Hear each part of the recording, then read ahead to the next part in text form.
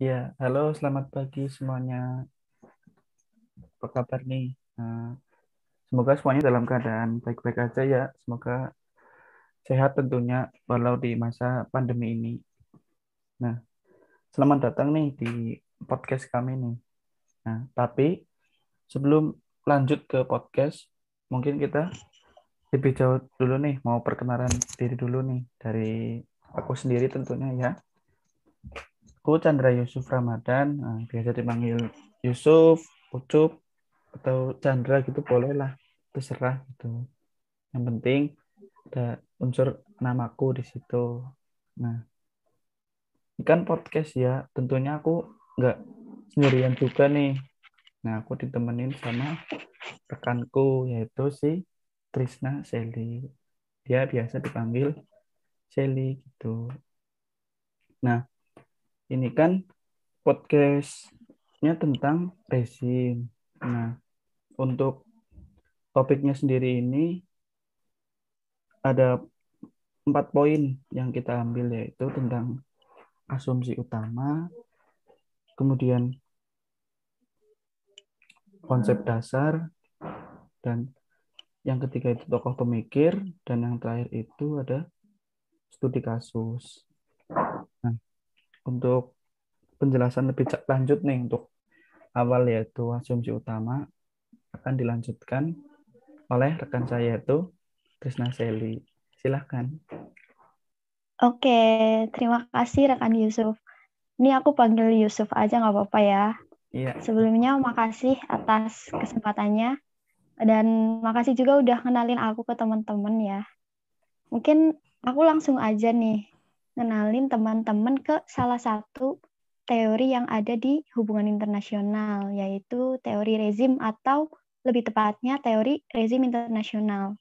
Oke, untuk kenal lebih dekat dengan teori ini, ada baiknya kita ketahui dulu nih apa aja sih atau bagaimana sih asumsi utama dari teori rezim internasional ini.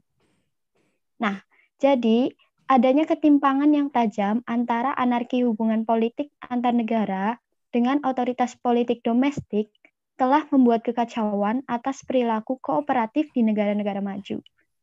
Kemudian, ketidakjelasan kebijakan yang diakibatkan oleh berkembangnya interdependensi atau saling ketergantungan antar negara pasca Perang Dunia Kedua disebabkan oleh gagalnya koordinasi dari organisasi internasional yang tidak bisa melepaskan diri dari kerangka pemikiran realis. Nah, kalau realis kan menganggap bahwa negara-negara dalam politik internasional itu penuh dengan anarki dan otoriter gitu ya, Yusuf. Nah, kalau teori rezim internasional ini tidak puas gitu dengan konsep realis tersebut. Dengan kata lain, adanya konsep dominan dari tatanan internasional, otoritas, dan organisasi itu merupakan awal dari tercetusnya konsep rezim internasional. Selanjutnya, rezim internasional ini dianggap memiliki kemampuan untuk mengkoordinasikan perilaku negara dan dianggap efektif untuk membantu pencapaian kepentingan. Nah, rezim internasional ini bukan sesuatu yang sifatnya temporary agreement atau perjanjian yang dapat mengalami perubahan setiap kali terjadi perpindahan atau pergeseran power atau interest, karena kedudukan sebuah rezim itu dipercaya dapat menjadi penentu nih kemana sih urusan suatu negara tersebut akan dibawa. Nah, gitu Yusuf. Jadi teori rezim internasional ini bermula dari ketidakpuasan terhadap konsep realis. Nah, katanya teori rezim internasional setuju nih dengan konsep neorealis. Itu gimana tuh Yusuf? nah iya benar banget Sel. Nah, jadi ini akan ada lanjutannya masih ya di asumsi utama gitu. Nah, ini ada 2 poin yaitu asumsi utama setuju dengan neorealis dan perbedaan realis dengan neorealis. Nah, untuk yang pertama ini yang setuju ya. Nah, jadi ada 3 poin nih. Pertama itu negara adalah aktor utama dalam politik internasional. Nah, kemudian yang kedua itu negara berada dalam sistem anarki politik internasional. Dan yang ketiga, negara secara rasional mengejar yang mereka anggap sebagai kepentingan nasional.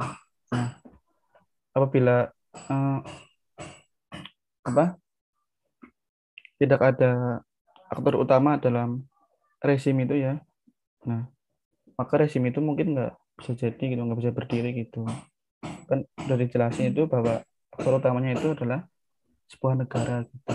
Nah, untuk yang poin kedua ini ada perbedaan realis ya dengan neorealis. Nah, ini ada poinnya tuh ada 4. Nah, yang pertama itu aku mau jelasin dulu nih realis. Nah, realis itu mempercayai stabilitas hegemoni. Nah, di lain sisi, teori rezim menekankan bahwa kerjasama internasional dapat dilakukan tanpa adanya struktur kekuatan hegemoni. Nah, yang kedua itu kooperasi didirikan di atas kepentingan negara. Nah, yang ketiga, ini aku mau jelasin lagi nih untuk pengertian dari realis juga nih. Nah, realis itu percaya bahwa institusi internasional hanya sebagai alat kekuatan hegemoni. Nah, di lain sisi, teori rezim menekankan bahwa di luar kekuatan hegemoni, institusi internasional masih penting karena bertindak sebagai alat yang dapat membantu komunitas negara dalam mengatasi masalah kerjasama sebagai hasil dari ketergantungan kompleks mereka. Nah, yang terakhir nih, untuk penjelasan dari asumsi utama mungkin yaitu lebih condong kepada mazhab liberal di hubungan internasional. Nah, mungkin kurang Oh, lebihnya gitu ya, Sel, untuk poin pertama itu oke. asumsi utama. Mm-mm. Gitu.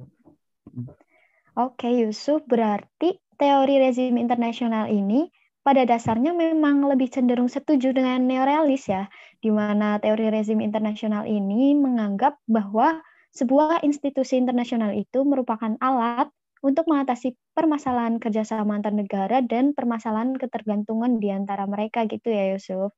Untuk lebih jelas lagi, gimana nih kalau kita bahas konsep dasar dari teori rezim internasional itu sendiri, Yusuf? Oke, terima kasih, Sel. Nah, ini poin kedua ya, jadi konsep dasar gitu. Nah, aku mau jelasin nih untuk konsep dasar selanjutnya yaitu, nah, aku mau jelasin dikit untuk pengertian tentang inilah, rezim gitu lah. Rezim ini didefinisikan pertama kali sebagai sekumpulan prinsip, norma, peraturan, dan prosedur pembuatan keputusan, baik eksplisit maupun implisit, yang mana sebuah harapan para aktor berkumpul dalam hubungan internasional demi menciptakan interaksi yang koheren antar aktor internasional. Nah, kalau rezim nggak ada prinsip, norma, peraturan gitu, prosedur-prosedur, mungkin pasti rezim itu tetap berjalan dengan baik ya. Iya, Seenaknya, betul, betul, betul. seenaknya sendiri gitu, nggak ada norma, gitu, nggak ada aturan. Nah, untuk lebih jauhnya ini aku mau jelasin lagi nih dikit. Untuk pengertian prinsip sendiri itu merupakan keyakinan atas fakta, sebab, dan kebenaran. Nah, dan norma sendiri itu standar perilaku berdasarkan oleh hak dan kewajiban. Nah, kalau peraturan, ketentuan maupun larangan spesifik atas suatu tindakan. Nah, kalau untuk prosedur pengambilan keputusan merupakan praktik yang berlaku untuk membuat dan mengimplementasikan kebijakan umum. Nah, mungkin kurang lebihnya gitu ya, Sel. Mungkin mau Oke, dilanjut oleh baik-baik Yusuf. Mungkin aku mau nambahin nih sedikit detail dari konsep dasar teori rezim internasional. Jadi, teori rezim internasional itu menekankan bahwa rezim merupakan sekumpulan norma atau aturan yang dibuat oleh aktor-aktor internasional. Nah, karena rezim itu norma ya Yusuf, berarti dia itu nggak bisa disebut sebagai aktor yang bisa berdiri sendiri secara independen gitu. Nah, selain itu rezim internasional ini juga dianggap sebagai alat dari aktor-aktor internasional untuk menyelesaikan permasalahan kerjasama dan saling ketergantungan yang terjadi di antara mereka.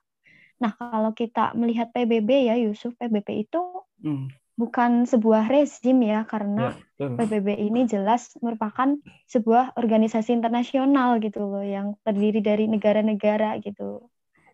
Nah, setiap rezim ini pasti berada dalam suatu area yang namanya issue area.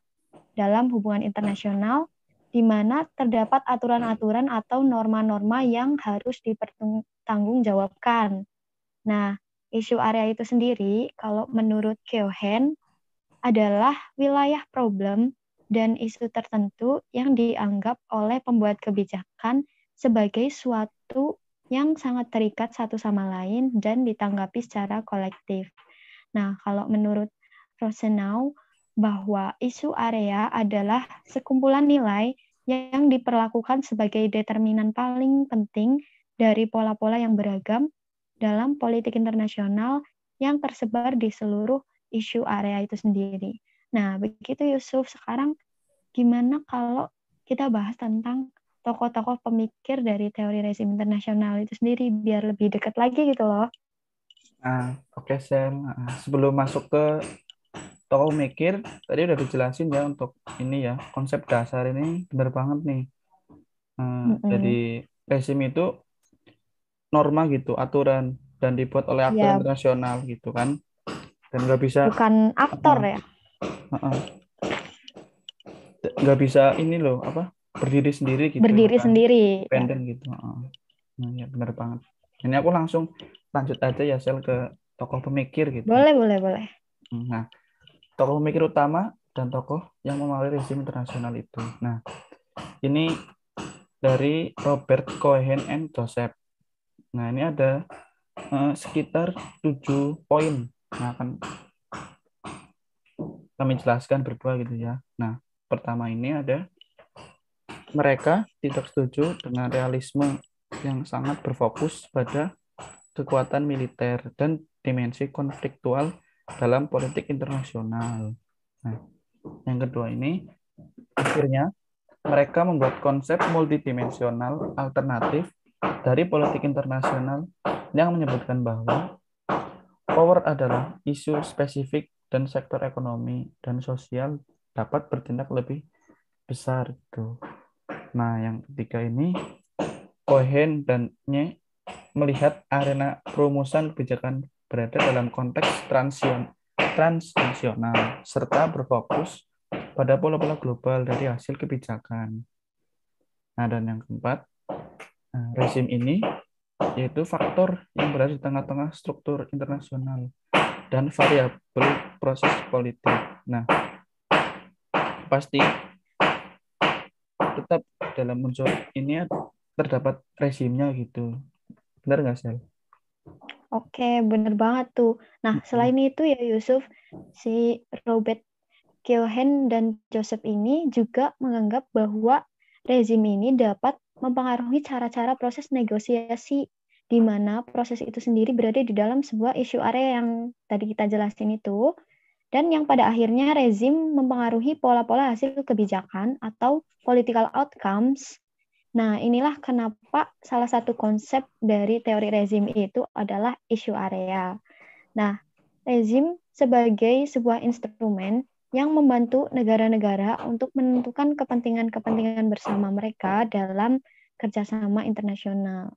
Selain itu, Robert dan Joseph juga beranggapan bahwa rezim berguna untuk mengurangi biaya transaksi sebagai hasil dari kerjasama internasional. Nah, Yusuf, mungkin untuk lebih kenal lagi kita dengan teori rezim internasional, kita kasih contoh mungkin ya tentang studi kasusnya. Biar teman-teman juga ada gambaran nih seperti apa sih implementasi dari teori rezim internasional dalam mengatur hubungan antar negara gitu. Gimana kalau kita bahas yang deket-deket aja nih, peran UN Clause, rezim UN Clause dalam konflik klaim Tiongkok atas Laut Natuna milik Indonesia waktu itu. Ya, Silakan Yusuf. benar Pak Sel. Ini yang terakhir ya, mungkin mau jelasin nih tentang studi kasusnya ini di sini peran UN Clause dalam konflik Trump Tiongkok atas Laut Natuna nih. Nah, mungkin aku mau jelasin dikit ya awal-awalnya gitu, gimana sih bisa terjadi gitu. Nah, pada awal Januari 2020, nah Tiongkok secara sepihak mengklaim Natuna. Nah, tiba-tiba gitu. Nah, yang masih merupakan salah satu wilayah kedaulatan Indonesia. berdasarkan UN Clause tahun 1982. Nah, Tiongkok ini mengklaim Natuna berdasarkan fakta sejarah bahwasannya semenjak dahulu nelayan Tiongkok sudah berlayar ke sana. Nah, namun klaim Tiongkok tidak memiliki dasar hukum yang kuat dan malah melanggar ketetapan rezim internasional yang mengatur soal kelautan yaitu UN Clause. Nah, nggak mungkin kan ya Sel, nah kayak eh, nelayan gitu apa, berlayar ke Jadi negara lain gitu. Indonesia dan Tiongkok nih sama-sama punya ini, sama-sama mengaku kalau Laut Natuna tuh wilayah kekuasaan mereka gitu loh. Benar. Jadi ada perdebatan di situ. Iya, mentang-mentang berlayar ke sana langsung dianggap jadi Ya, wilayahnya Tiongkok gitu. padahal Indonesia ini punya dasar hukum yang sangat jelas di UN Clause ya, bahwa Iya, Laut Natuna itu bagian dari Indonesia gitu. iya. Nah, ini lebih lanjutnya aku jelasin lagi dikit ya Sel nih. Oke. Kelanjutannya. Nah, Laut Natuna yang diklaim oleh Tiongkok itu merupakan wilayah Indonesia yang sah berdasarkan UN Clause dan merupakan wilayah zona ekonomi eksklusif. Nah, dapat dikatakan bahwasannya negara asing boleh masuk karena keperluan bersama didahulukan. Tapi nih harus izin dengan negara Indonesia. Jadi Indonesia tidak secara penuh memiliki kontrol atas zona ekonomi eksklusif, tetapi berhak mengeksploitasi segala bentuk sumber daya alam yang tersedia di Laut Natuna. Nah, jadi pemerintah Indonesia mengirim TNI itu untuk menjaga agar Tiongkok tidak memasuki wilayah Indonesia secara ilegal gitu, dan untuk menjaga kedaulatan wilayah Indonesia dari tindakan ilegal Tiongkok gitu pastinya. Nggak mungkin Nah, betul. TNI biarkan gitu. Berarti ada penjagaan ketat lah. Nah, situasi tegang tersebut, perdebatan antara Tiongkok dan Indonesia itu membuat Indonesia mengirim 4 jet tempur nih Yusuf. 4 jet tempur F-16 ke Laut Natuna pada 7 Januari 2020. Nah, hal tersebut dilakukan demi menjaga kepentingan nasional Indonesia itu sendiri. Dan itu tuh tidak bertujuan untuk memprovokasi pihak tertentu gitu loh.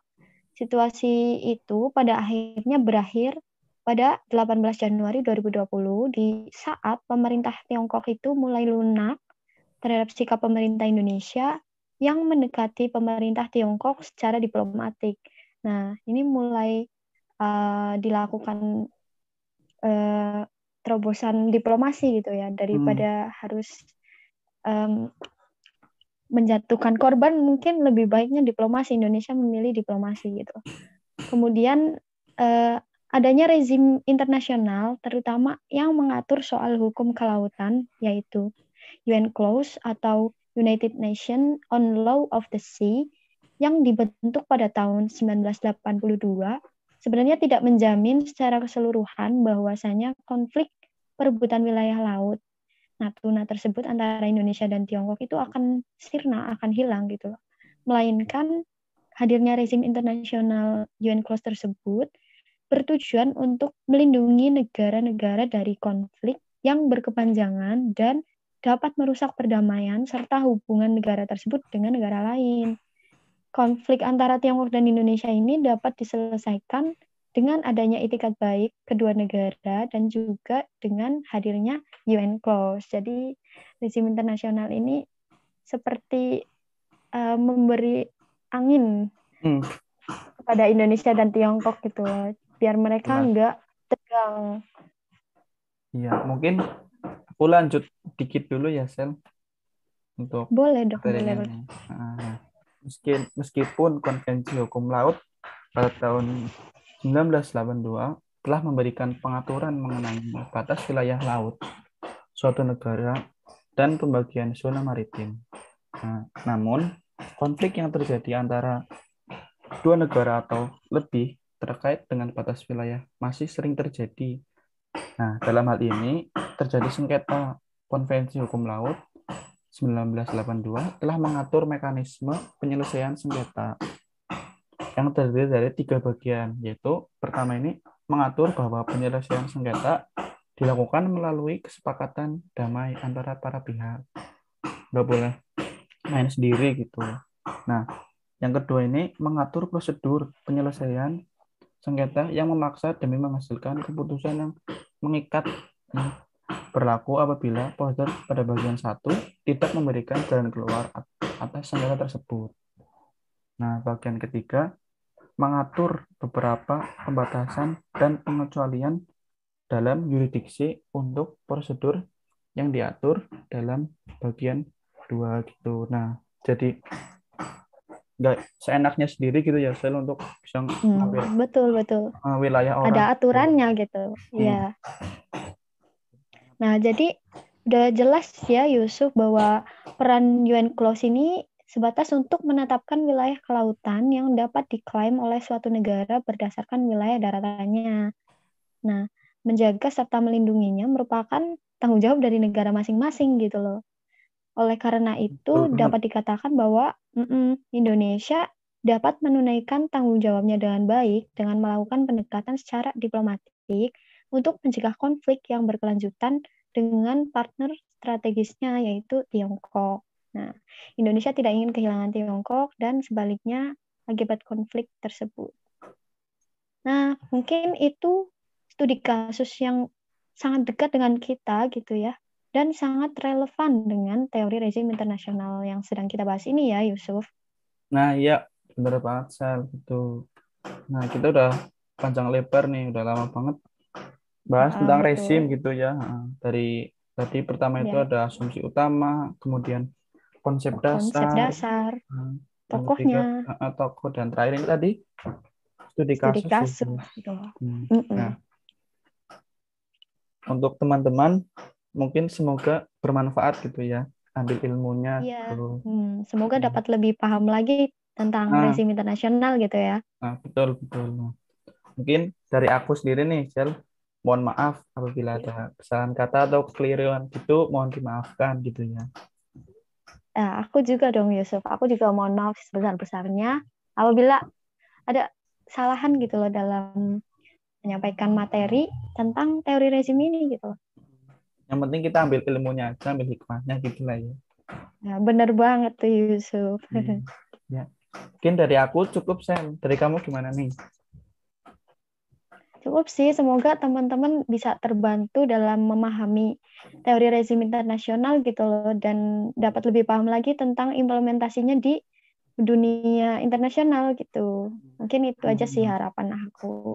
Ya, oke. Mungkin cukup segini aja ya podcast dari kami gitu.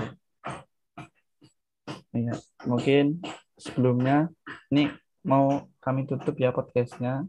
Assalamualaikum warahmatullahi wabarakatuh. Waalaikumsalam warahmatullahi wabarakatuh. Tadi awalnya aja nggak pakai salam, Cuk.